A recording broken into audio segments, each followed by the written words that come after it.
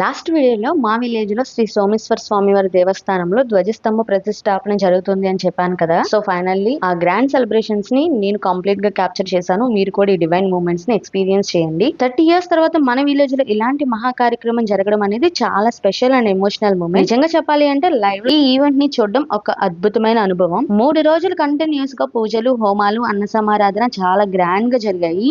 మన టెంపుల్ కూడా కంప్లీట్ గా న్యూ కలర్స్ తో ఎంతో అందంగా మెరిసిపోయింది. కొత్తగా ప్రతిష్టాపించిన నవగ్రహాలు, విగ్రహాలు టెంపుల్ కి ఇంకా స్పెషల్ అట్రాక్షన్ గా నిలిచాయి. ఆ స్పిరిచువల్ వైబ్స్, వేద మంత్రాలు, భక్తుల గోవింద నామస్మరణ, మొత్తం విలేజ్ అంతా డివోషనల్ అట్మాస్ఫియర్ తో నిండిపోయింది.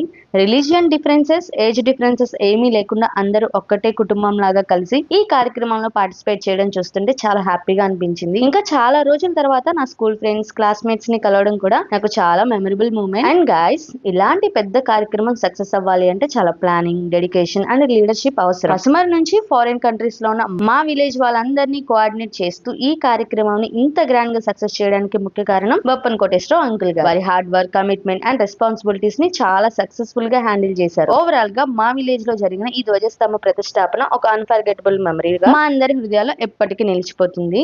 మీరు కూడా ఈ డివైన్ సెలబ్రేషన్స్ ని ఎంజాయ్ చేసి వీడియో నచ్చితే లైక్ చేయండి, షేర్ చేయండి అండ్ మన ఛానల్ ని సబ్స్క్రైబ్ చేసుకోండి. Meet you again in another beautiful vlog. Bye guys.